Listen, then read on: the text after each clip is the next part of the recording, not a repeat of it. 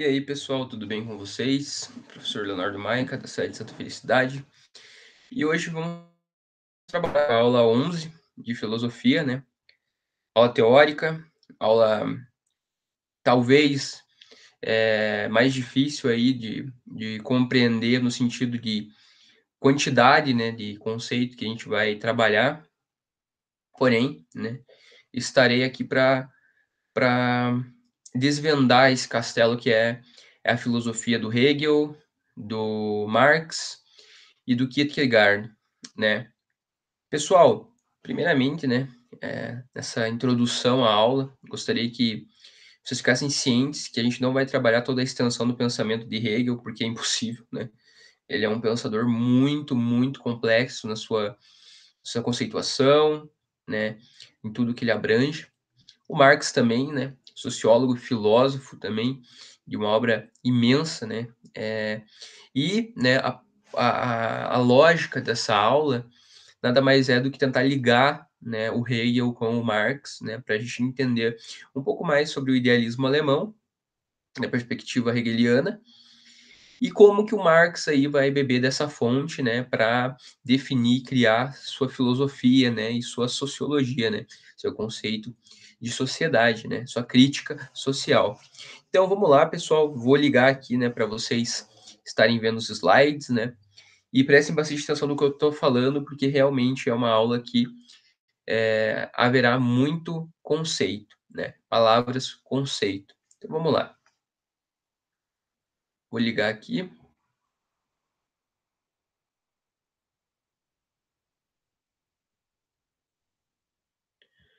1 minuto.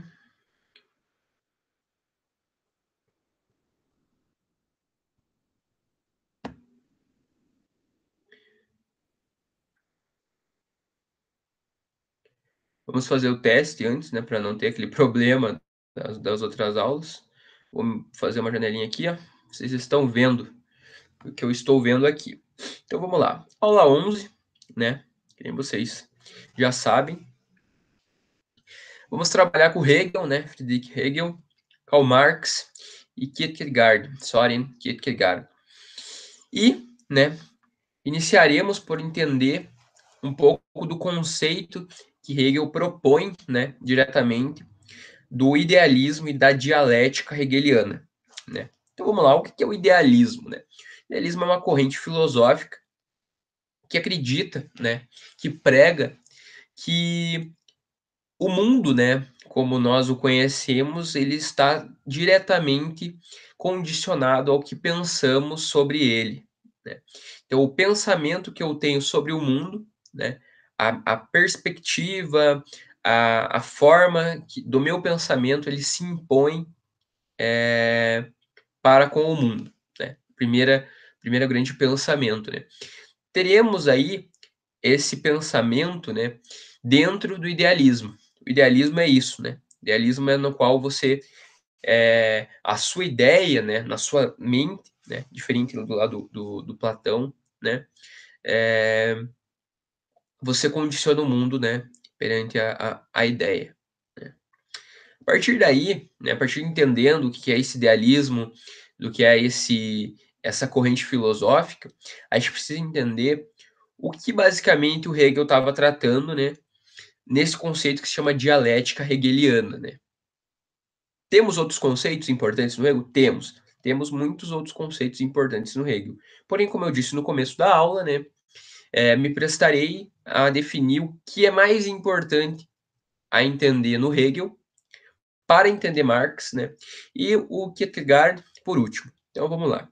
A dialética hegeliana, né, a dialética, né, seria no caso, na prática filosófica, né, um conceito da filosofia, né, na qual você tem, eh, por meio, né, da não somente fala, né, que a gente vai ver um pouquinho, né, mas do condicionamento de ideias, né, eh, uma um movimento, né. Primeiramente, vocês têm que entender que Hegel, ele bebe das águas, né, bebe da fonte do Heráclito, né, que falava que você não poderia entrar 2 vezes no mesmo rio, que tudo é movimento, né, e do fogo, né, da combustão, né, da energia como troca, como permutação.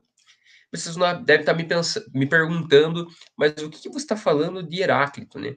Vocês precisam entender que Hegel bebe da fonte, né? Como eu falei para vocês, do Heráclito. E aí, né, a gente vai ver que o Hegel, né, prega que tudo é movimento, né? Tudo está em constante movimento. E a dialética hegeliana, ela é esse triângulo, né, essa tríade, né, na qual a gente tem a tese, a antítese e a síntese, né.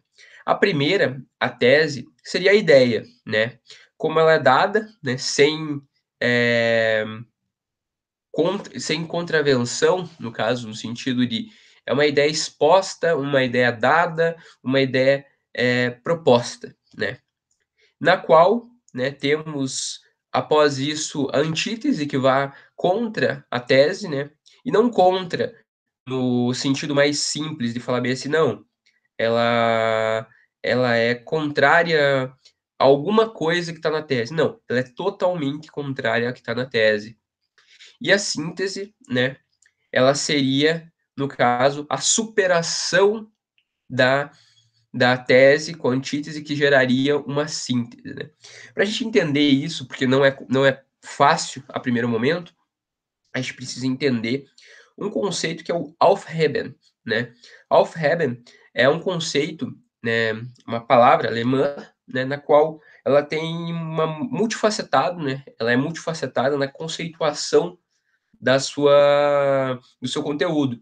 Então ela tem um pouco do preservar, do superar e do evoluir, né. Um pouco do preservar a forma original, superar a fase original e depois evoluir. E esse conceito, essa palavra-chave, Aufheben, eh, ela está ligada também na dialética hegeliana, na qual darei um exemplo agora, para melhor vocês entenderem, um exemplo simples, né, porque após isso teremos aí uma contraposição, né, uma antítese com o Marx lá, na qual pensemos assim: temos primeiramente o milho, né? O milho na sua forma original, vindo da natureza, sem interferência nenhuma. Mas eu preciso para fazer um pão de milho, moer o milho e transformar o que era milho, né, em uma pasta feita de milho, né. Lembrem-se lá, Aufheben, preservar, superar e evoluir.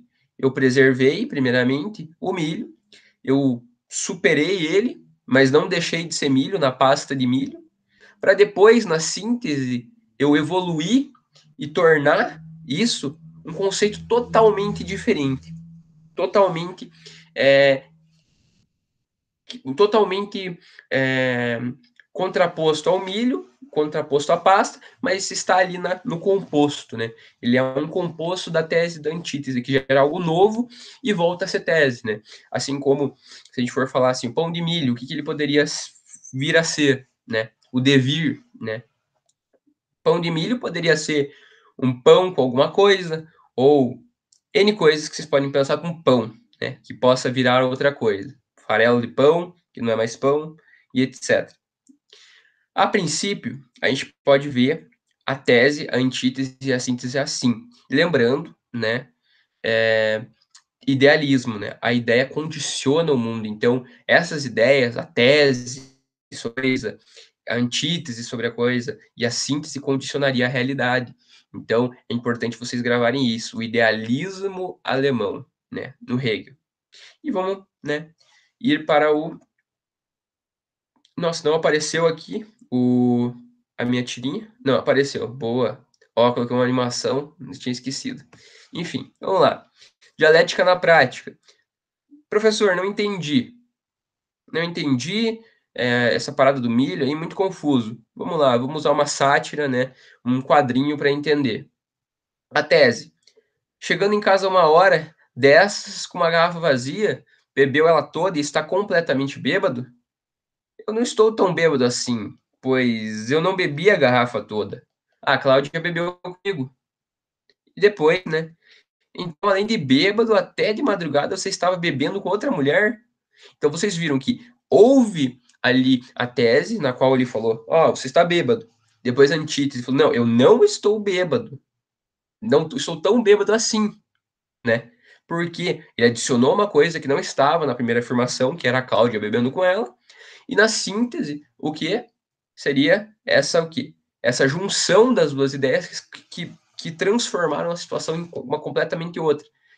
Que iria começar com uma discussão porque ele estava bêbado, e agora virou uma discussão porque ele estava bêbado e com outra mulher, entendeu? Então aí a gente tem uma forma engraçada, descontraída de entender um pouco essa dialética, né, hegeliana. E lembrando, né, aqui a dialética é vinculada ao idealismo, né, na qual a gente está pensando sobre a realidade. Você pode ver, ela pensa que ele está bêbado. Então o pensamento dela está condicionando que ele esteja bêbado, né? É um pouco disso que vocês têm que entender. Até aqui. Prossigamos. Karl Marx, né? Karl Marx, né, a gente vai falar basicamente alguns conceitos chaves dele, né? Porque a obra dele é muito extensa, né? E vamos começar, né, com ele falando um pouco da luta de classes, né? Mas antes eu vou me antecipar e falar de um método, né? De uma forma de analisar, a forma de analisar a história, que seria a dialética materialista, né? O materialismo dialético, né? Na qual, né, a gente começa a entender um pouco as sociedades, né, o desenvolvimento dessas sociedades perante, né, ou com base na história econômica desses povos.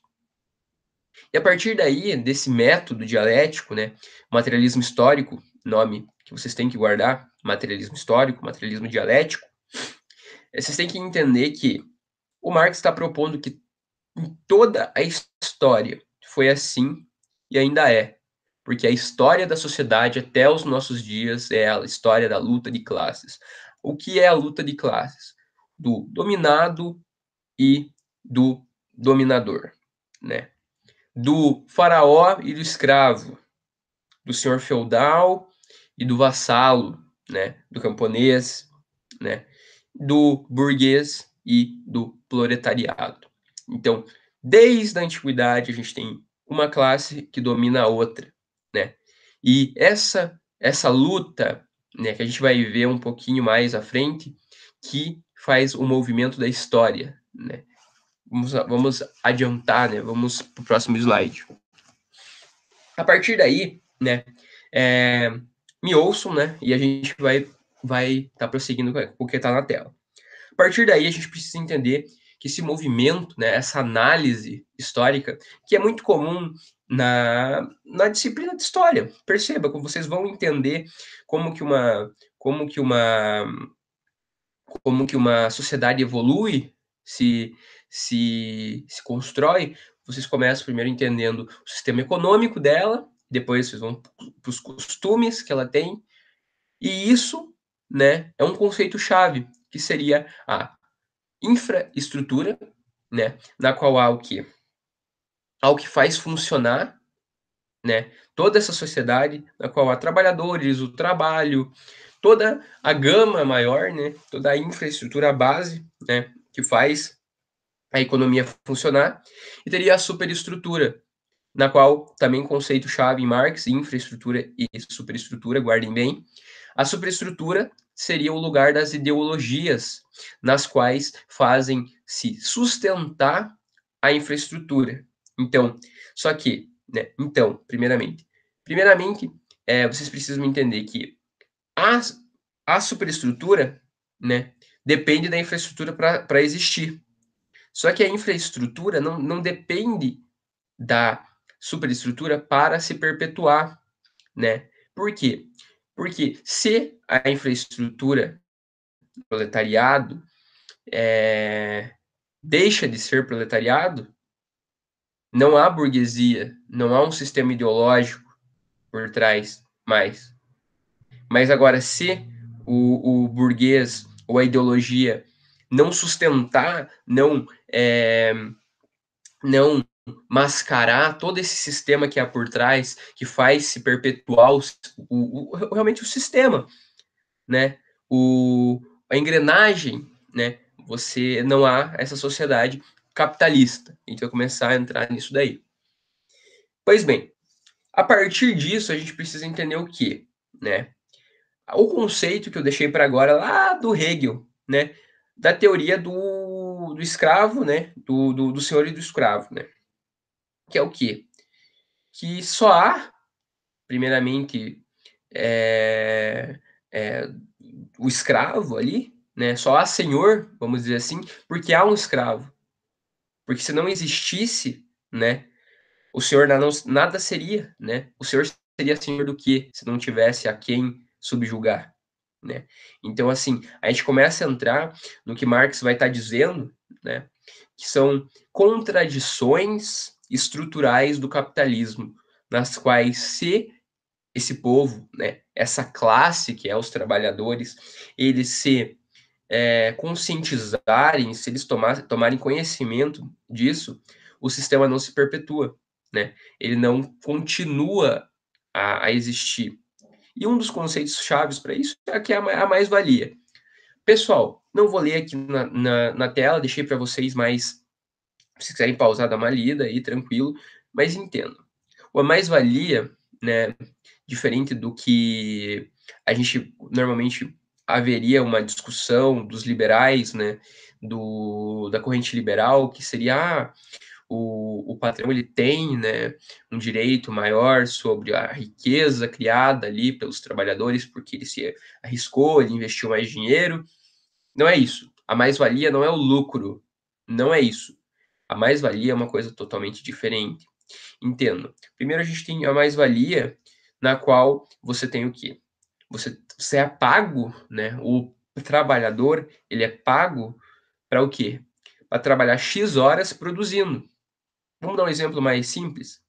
Um trabalhador, ele produz uma peça que custa 10 libras, né? E ele, após isso, é recompensado pelo seu trabalho com 1 libra. Os 9 que restaram, né, seriam o salário dele, né? Mas não, seriam, no caso, a mais-valia, né? O salário dele seria 1 libra, né? Porém, ele não está sendo pago pela mercadoria, pelo valor, né? E aí vocês têm que se atentar à diferença de valor e de preço, né? A precificação do produto e o valor daquilo ali. E isso não entrarei em detalhes por conta de ser um debate totalmente. Totalmente não, eles são codependentes, então poderei falar um pouquinho mais sobre isso. Mas vamos se ater ao pensamento que eu acabei de dar início. Que esses 9 seriam a mais-valia, né? Que seria, ali na imagem, seria o saco maior, né? O saco de dinheiro maior que seria na mão do patrão. E aí, né, seria 1 libra seria o mínimo ali dado para o trabalhador. E isso seria uma contradição fundamental, uma contradição da infraestrutura do capitalismo. Por quê? Porque você é pago não pelo que você produz, mas pelo tempo que você está trabalhando. Então, independente do que você produz, se aquilo é mais caro na sociedade, se tem mais valor. E lembrando, né, o tempo histórico que isso está sendo dito, né, é, é muito importante para a gente não entrar em anacronismo, né, sobre isso. Então, o valor que é dado, né, o valor pago pelo trabalho do trabalhador, ele é pelas horas trabalhadas e não pelo que ele produz. Essa seria a primeira, né, contradição estrutural do capitalismo.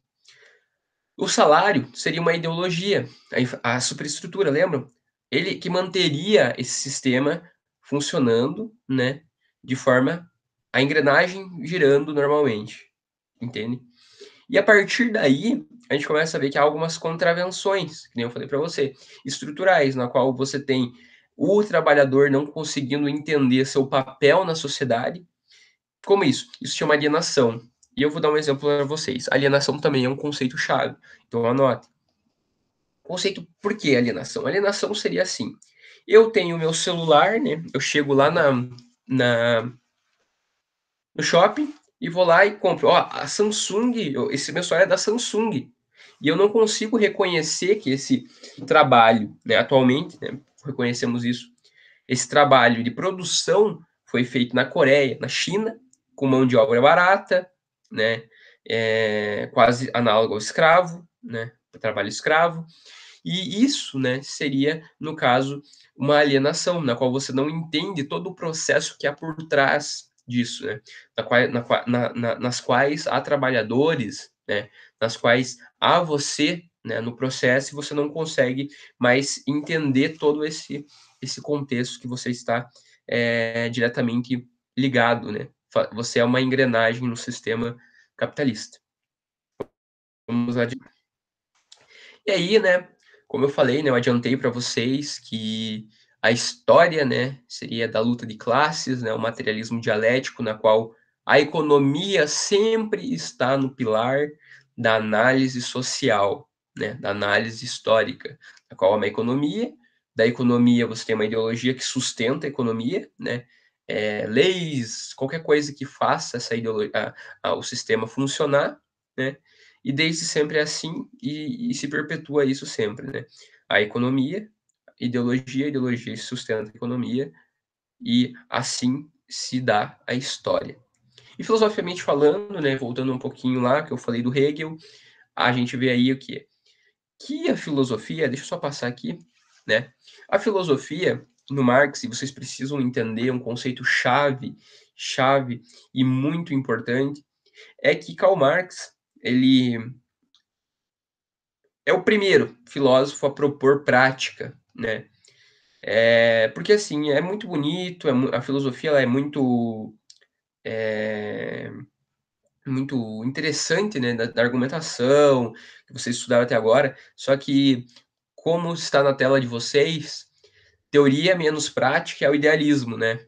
Prática menos teoria é o ativismo, e o que o Marx está propondo é que seja teoria e mais prática. Você a filosofia serve não só para interpretar o mundo, né? E o Hegel vai estar um pouquinho disso, né? A filosofia sempre chega atrasada, né? O Hegel fala isso. O Hegel fala para vocês, meu, peraí, a filosofia só chega depois. Ela não chega para criar nada, ela não cria nada, ela só fica analisando o que já existe. A filosofia é para você agir, a filosofia é para você conhecer e tomar postura. E daí o Marx vem e bebe dessa fonte incrível e fala assim: não, peraí, a gente precisa utilizar o nosso conhecimento filosófico para mudar a sociedade. Aí que há um trabalhador, que seria a tese, o proletário seria a tese, a negação do proletariado seria o quê? A burguesia, e a síntese seria o comunismo, né? O socialismo antes, né? Que seria uma etapa antes, né, do comunismo. Que seria uma sociedade que não haveria mais, idealmente falando, né, classes sociais, né? Porque essa união, toda essa essa essa junção do proletariado contra essa essa esse estamento da sociedade que tudo faz e nada acontece, né? E que o proletariado é o tudo que sofre, né, dentro da sociedade, ela só é igual na explicação que foi dada do senhor e do escravo, né? Que se com a falta do proletário, nada é o senhor, né? Então, novamente, vocês podem ver que o único que depende do sistema, né, é o burguês. O burguês ele depende do proletário para ser senhor, porque senão ele não seria senhor de nada. E o socialismo é isso. O socialismo seria, na visão do Marx, uma sociedade sem classes, né, na quais o proletariado iria dominar tudo, né? Pela essa consciência de classe, pela essa consciência das contradições estruturais do capitalismo. E a partir disso, você vê que o Karl Marx ele vai falar o quê? Que os filósofos até agora só se limitaram a interpretar o mundo, mas o que importa é transformá-lo. O que importa é você aprender e mudar a sua realidade. E por último, e não menos importante, Soren Kierkegaard, né? O pai, né, do existencialismo, das coisas tristes que vocês devem estar pensando. O que eu tenho para falar dele, né, para vocês? Ele vai falar sobre um pouquinho da angústia, né? A angústia na filosofia, que é um tema muito interessante, né? E a gente vai estar se limitando a falar dos estágios ali, que está na apostila de vocês, né, que seria o estado estético, o estado ético, o estado religioso, na qual o primeiro, o estético, seria um estado de total eros, né, o amor, desejo, a encarnação do seu próprio desejo, a satisfação imediata, a não regulamentação, agir por impulso, quase um epicurismo, assim, né, digamos assim, né. Um satisfazer-se, né, não pensando no próximo. A fase ética poderia ser, e lembrando que a gente tem o nome ali, Dom Juan, bem bem bem característico, né, que vocês podem ver, o conquistador, né, o conquistador de todos, todas. A segunda fase é a ética, que seria mais análoga ao bom pai, que enfrenta os seus anseios, os seus desejos, e a partir daí começa a se impor perante essas normativas. Então, ele tem uma família, ele não pode mais pular cerca, vamos por assim, tem deveres para cumprir, tem que seguir uma normativa ética. Não tem, mas segue. E aí começa a gerar uma angústia, né? Porque seus desejos eles contrapõem o que é a existência humana, o fervor da existência humana. E a religiosa seria a última e a que ele define, que a Kag define, que seria a fase que o ser humano, o indivíduo, ele se reconhece na sua individualidade, na sua singularidade, né, perante um universo complexo, e a partir disso, né, começa a agir, né, nessas 3 etapas, né, que eu citei para vocês. E aí gera angústia, né, angústia seria, eh, talvez um meio termo, né, do agir ali, você ter um desejo, mas haver algo que te recrimine, algo que fale: "Não, porém, eu não devo fazer isso", né. A ética é um bom exemplo para com isso. Eh, Outro exemplo que poderia ser dado, o bom pai, na qual ele tem uma família, ele tem anseios para com outras coisas, mas, os deveres da vida, né, os deveres do cotidiano o fazem seguir aquilo ali, né, fazem, eh seguir um caminho, né, um caminho traçado, né, não é que nem o estágio estético no qual você tem um caminho não trilhado, né, uma selva de possibilidades e você não tem que dar satisfação a ninguém, né. Então a gente tem isso, né, na aula de hoje, eu vou cortar aqui para vocês me verem. Só um minuto.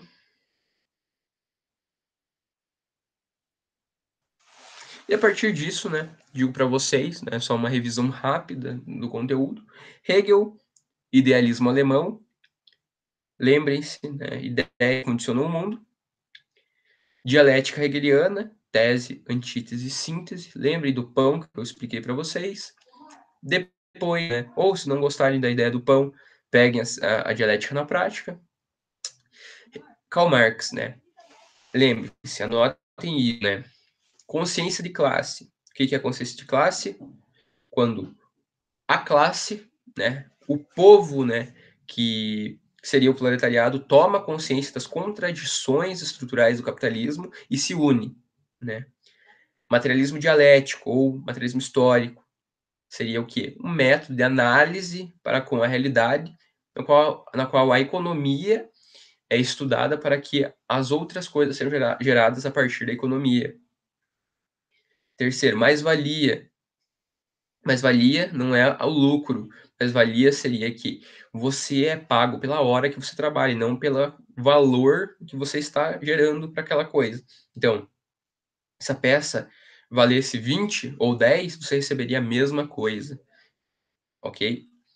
Consciência de classe já falei, mais-valia já falei, materialismo dialético já falei, eh, infraestrutura e superestrutura, quarto conceito do Karl Marx, na qual a gente tem o quê? Na infraestrutura, a economia e tudo que a faz funcionar, proletariado e etc. E a superestrutura, que você tem a ideologia e eh, fatores que auxiliam que a ideologia, né, ferramentas que auxiliam que esse sistema, que é a infraestrutura, funcione e se perpetue. Só que como vocês sabem, a gente tem contradições fundamentais e estruturais no capitalismo, nas quais esse sistema não poderia se perpetuar de forma a ser reformado, ele teria que ser superado. Lembrem-se, dialética, dialética. Tese, antítese e a síntese teria que ser algo totalmente novo. Não existe como você ter burguesia e proletariado, porque sempre haverá essas contradições estruturais.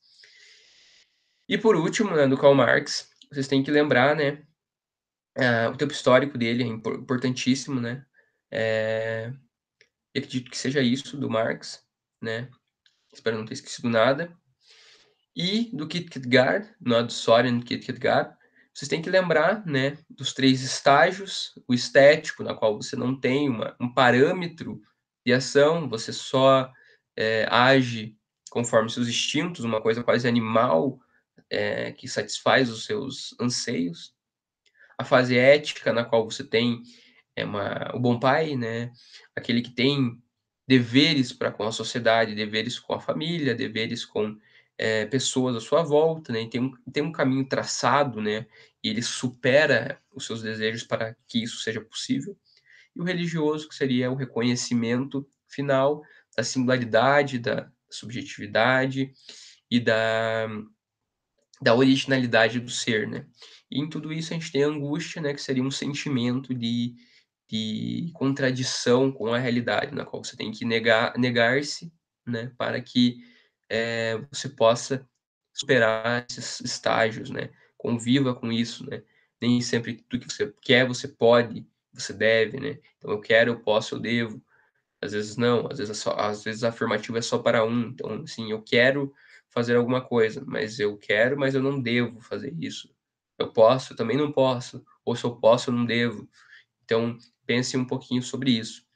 Pessoal, é isso, espero que a aula não tenha ficado muito extensa, porque são 3 filósofos, então, é mais complexo, então, a partir daí, a gente vê que começa a aprofundar a conceituação. Falo para vocês, qualquer dúvida vocês têm o contato dos professores de filosofia, fiquem à vontade para procurarmos, né, para que a gente possa esclarecer pontos que não ficaram claros na aula. E desejo aí para vocês uma ótima semana, um ótimo estudo, né.